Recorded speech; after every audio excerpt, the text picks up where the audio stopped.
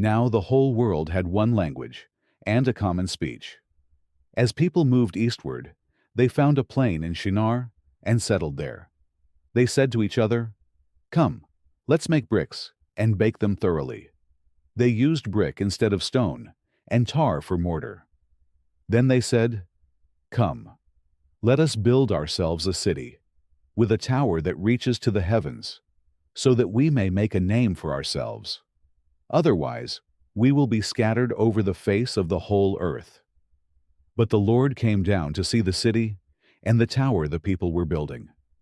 The Lord said, "If as one people speaking the same language they have begun to do this, then nothing they plan to do will be impossible for them. Come, let us go down and confuse their language, so they will not understand each other."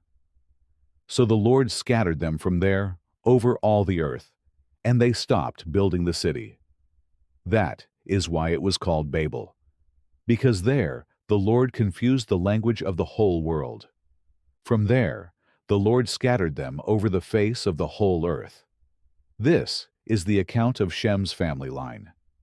2 years after the flood, when Shem was 100 years old, he became the father of Arphaxad.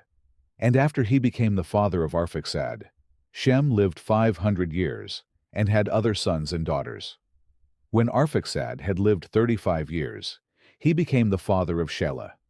And after he became the father of Shelah, Arphaxad lived 403 years and had other sons and daughters. When Shelah had lived 30 years, he became the father of Eber. And after he became the father of Eber, Shelah lived 403 years and had other sons and daughters. When Eber had lived 34 years, he became the father of Peleg. And after he became the father of Peleg, Eber lived 430 years and had other sons and daughters. When Peleg had lived 30 years, he became the father of Reu. And after he became the father of Reu, Peleg lived 209 years and had other sons and daughters. When Reu had lived 32 years, he became the father of Serug. And after he became the father of Serug, Reu lived 207 years and had other sons and daughters.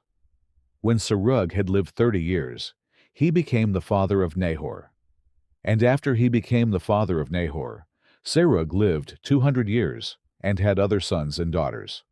When Nahor had lived 29 years, he became the father of Terah. And after he became the father of Terah, Nahor lived 119 years and had other sons and daughters.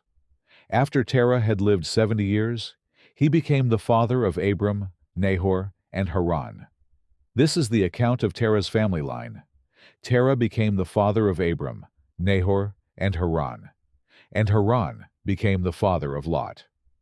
While his father Terah was still alive, Haran died in Ur of the Chaldeans, in the land of his birth. Abram and Nahor both married. The name of Abram's wife was Sarai, and the name of Nahor's wife was Milcah. She was the daughter of Haran, the father of both Milcah and Iscah.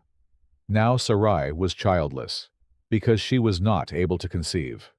Terah took his son Abram, his grandson Lot son of Haran, and his daughter-in-law Sarai, the wife of his son Abram. And together they set out from Ur of the Chaldeans to go to Canaan. But when they came to Haran, they settled there. Terah lived 205 years, and he died in Haran. The Lord had said to Abram, "Go from your country, your people, and your father's household to the land I will show you. I will make you into a great nation, and I will bless you. I will make your name great, and you will be a blessing. I will bless those who bless you, and whoever curses you, I will curse. And all peoples on earth will be blessed through you." So Abram went, as the Lord had told him, and Lot went with him. Abram was 75 years old when he set out from Haran. He took his wife Sarai, his nephew Lot, all the possessions they had accumulated, and the people they had acquired in Haran, and they set out for the land of Canaan, and they arrived there. Abram traveled through the land as far as the site of the great tree of Moreh at Shechem. At that time, the Canaanites were in the land. The Lord appeared to Abram and said, "To your offspring I will give this land." So he built an altar there to the Lord, who had appeared to him. From there he went on toward the hills east of Bethel, and pitched his tent, with Bethel on the west and Ai on the east. There he built an altar to the Lord and called on the name of the Lord. Then Abram set out and continued toward the Negev. Now there was a famine in the land, and Abram went down to Egypt to live there for a while, because the famine was severe. As he was about to enter Egypt, he said to his wife Sarai, "I know what a beautiful woman you are. When the Egyptians see you, they will say, 'This is his wife.' Then they will kill me, but will let you live. Say you are my sister, so that I will be treated well for your sake, and my life will be spared because of you." When Abram came to Egypt, the Egyptians saw that Sarai was a very beautiful woman. And when Pharaoh's officials saw her, they praised her to Pharaoh, and she was taken into his palace. He treated Abram well for her sake, and Abram acquired sheep and cattle, male and female donkeys, male and female servants, and camels. But the Lord inflicted serious diseases on Pharaoh and his household because of Abram's wife Sarai. So Pharaoh summoned Abram. "What have you done to me?" he said. "Why didn't you tell me she was your wife? Why did you say, 'She is my sister,' so that I took her to be my wife? Now then, here is your wife. Take her and go." Then Pharaoh gave orders about Abram to his men, and they sent him on his way, with his wife and everything he had.